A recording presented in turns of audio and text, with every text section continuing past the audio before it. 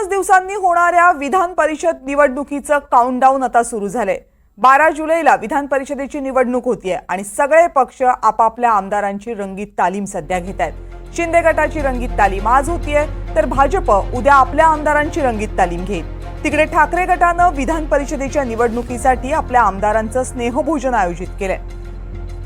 11 जागांसाठी विधान परिषदेची निवडणूक होते। 12 जुलैला मतदान होईल आणि सगळ्याच पक्षांनी आपापले उमेदवार निवडून यावेत यासाठी कसून प्रयत्न करायला सुरुवात केली आहे। 11 जागांसाठी 12 उमेदवार रिंगणामध्ये आहेत आणि मतांचा कोटा पूर्ण करण्यासाठी कोणताही दगाफटका होऊ नये या सगळ्यासाठी सध्या सगळेच राजकीय पक्ष प्रयत्न करतात। आपापल्या आमदारांना मुंबईमध्ये बोलावण्यात आलंय। विधानसभेचं अधिवेशन सुरू असल्यामुळे बरेचसे आमदार सध्या मुंबईमध्येच आहेत। मात्र या सगळ्या आमदारांनी कुठेही क्रॉस वोटिंग करू नये, आपल्या पक्षाच्या उमेदवाराला दगाफटका होऊ नये यासाठी राजकीय पक्षांचे आणि त्यांच्या नेत्यांचे प्रयत्न सध्या सुरू आहेत। भाजपची बैठक झाली आहे। शिंदे गटाची आज रंगीत तालीम होणार आहे, तर ठाकरे गटानं सुद्धा आपल्या सगळ्या आमदारांना स्नेहभोजनासाठी बोलावले। भाजपचे 5 उमेदवार या निवडणुकीसाठी रिंगणात आहेत। शिंदेचे 2 उमेदवार रिंगणात आहेत। राष्ट्रवादी काँग्रेसचे 2 उमेदवार रिंगणात आहेत, तर काँग्रेसचा 1 आणि उद्धव ठाकरे गटाचा 1 उमेदवार रिंगणात आहे। याशिवाय राष्ट्रवादी काँग्रेस शरदचंद्र पवार पुरस्कृत पक्षाचा 1 उमेदवार, शेतकरी कामगार पक्षाचे उमेदवार जयंत पाटील या